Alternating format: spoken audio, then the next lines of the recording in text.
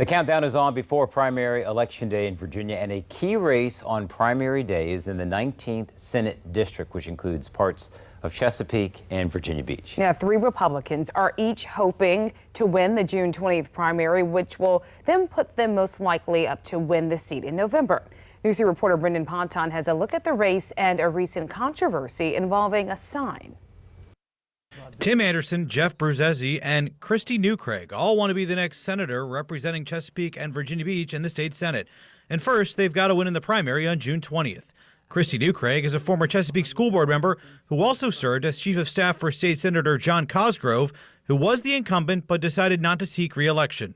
Being up in Richmond for 22 years and working with the cross-party aisles, there's a lot of legislation up there that we can agree on as Republicans and Democrats, but there are things that I will not fold on. I'm a true proven conservative. Anderson is an attorney who was representing Virginia Beach and Norfolk in the House of Delegates, but after redistricting paired him with a fellow incumbent, resigned to move into this district and run. I think that I'm the best candidate because I've actually have tenure as a member of the General Assembly.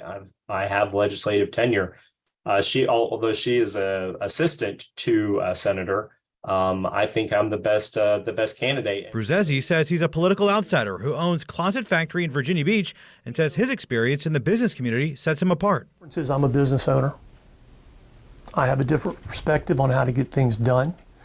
I'm a political outsider, which I think gives me a different view on things.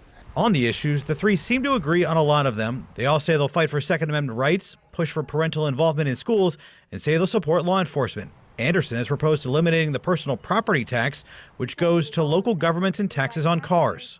I do believe government is too big. I do believe government needs to materially shrink. And I do think that we can eliminate the car tax by shrinking the size of government. I would definitely support eliminating the car tax. You know, as a business owner, about 40% of what I pay is in taxes. So if you were to take that away, we're just going to put it onto your real estate and or loss of services.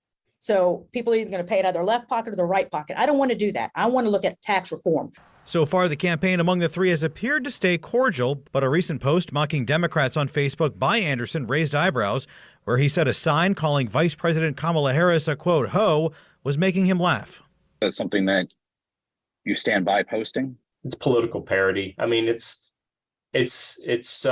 silliness, and that happens in politics. But it's certainly not something I would put in my yard. And with 2 weeks to go, the candidates say they're working hard in what's expected to be a low turnout election.